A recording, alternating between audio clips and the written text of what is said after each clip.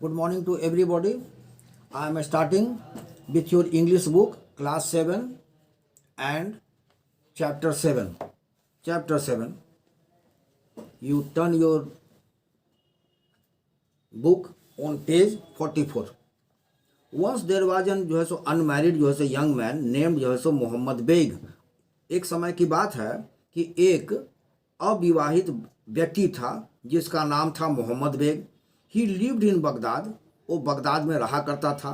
He was the only child of his parents. वो अपने माता पिता का एकमात्र लड़का था. He mother had already died. उसकी माँ पहले ही मर चुकी थी. He got a lot of money when his father died. और जब उसके पिता की मौत हुई तो उसको काफ़ी ज़्यादा पैसा मिला. But having wasted it all he was forced to beg. परंतु वो सारा पैसा बर्बाद करने के उपरांत, सारा पैसा खर्च करने के उपरांत वो भीख मांगने की स्थिति में आ गया. वो मजबूर हो गया भीख मांगने को. He was forced to beg. However he did not beg in the streets. लेकिन परंतु वो रोड पर यानी रास्तों पर वो भीख नहीं मांगता था. Being very polite and clever, he easily won the favor of servants of rich man. तो चूँकि वो काफ़ी मधुर बोलने वाला था यानी पोलाइट था और काफ़ी चालाक भी था. तो वो बड़े ही आसानी से जितने भी बड़े बड़े लोग हैं उनके नौकरों को वो अपने फेवर में कर लेता था, उनके दिल को जीत लेता था. won the favor of the servants of rich man. Then he went to a rich man to beg. तब एक बड़े अमीर व्यक्ति के पास वो भीख मांगने गया. And he never came back empty handed. और एक बार जब भी वो किसी अमीर व्यक्ति के यहाँ जाता था तो वो कभी भी खाली हाथ नहीं लौटता था. One day he was passing by a big beautiful house at the gate at which some servants were standing. एक दिन की बात है, एक दिन ऐसा हुआ कि वो एक बड़े बहुत ही सुंदर घर के सामने के गेट से, सामने यानी उसके गेट से वो गुजर रहा था, जहाँ कुछ उस मकान में काम करने वाले कुछ नौकर हैं वो खड़े थे. Servants were standing. They were all in fine clothes. वो सभी बड़े ही सुंदर कपड़े पहने हुए थे. Hoping to get some alms he went to them. और ये इस उम्मीद से कि उसे कुछ भीख मिलेगा वो उनके पास गया और उनसे पूछा, हुज हाउस इज दिस. ये घर किसका है. Where do you come from good man asked a servant. एक नौकर ने पूछा कि ये अच्छे व्यक्ति, ये भद्र व्यक्ति, गुड मैन, तुम कहाँ से आए हो. Don't you know that this is the house of बर्मी साइड. क्या तुम नहीं जानते हो कि ये घर है बर्मी साइड का है. हु नेवर टर्न्स अवे माने एनीवन एम्प्टी हैंडेड. ये बर्मी साइड का यानी महादानी का ये घर है और ये कोई भी व्यक्ति यहाँ से खाली हाथ नहीं लौटता है. क्या तुम ये नहीं जानते हो. तो Mohammed Beg asked the servants if they would give him arms.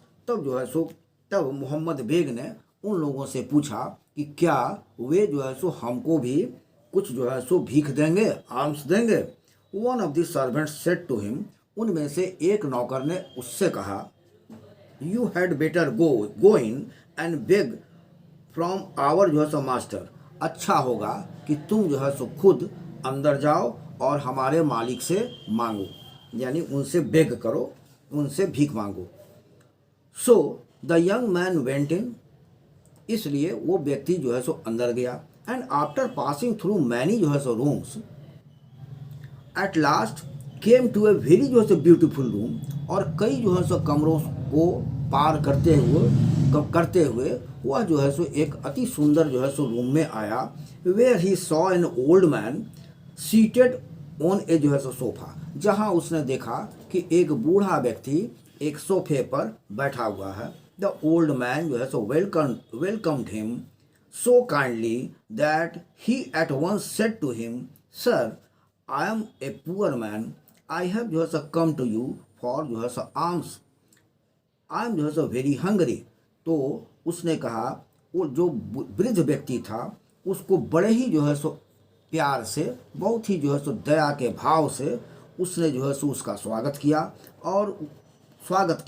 और उससे जब स्वागत करने के उपरांत तब जो है सो उस अमीर व्यक्ति से ये जो है जो बेग हैं उसने जो है सो मैंने इसने जो है अचानक कहा, वो मैंने कहा कि सर मैं गरीब आदमी हूँ, मैं आपके पास भीख मांगने के लिए आया हूँ, मैंने और मैं बहुत भूखा हूँ, भूख भी लगी है।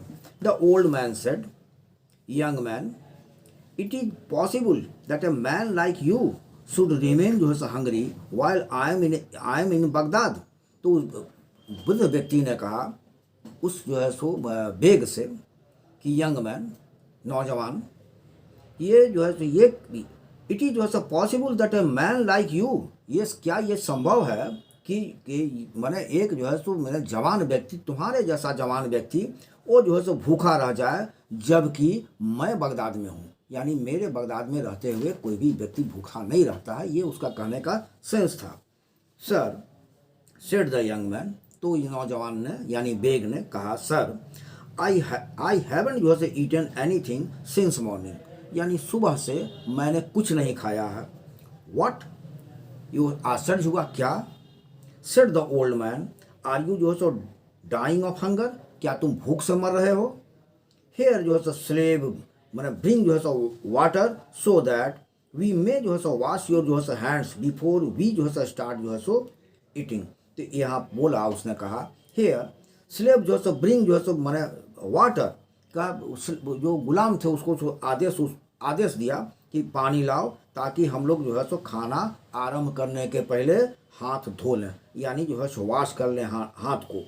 नो स्लेव कप केम, उसके आदेश के बावजूद भी कोई गुलाम वहाँ नहीं आया। बट मोहम्मद बेग जो है saw the old man rubbing his जो है hands together as if someone were pouring जो है water from them.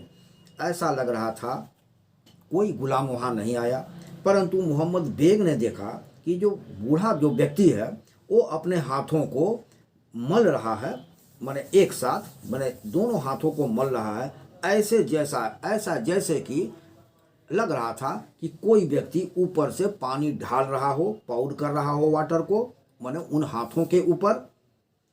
Then the old man जो है सेड टू हिम, तब जो है सो उस वृद्ध व्यक्ति ने उससे कहा, यानी बेग से कहा, what are you waiting for my son, मेरे पुत्र तुम किस बात का इंतजार कर रहे हो?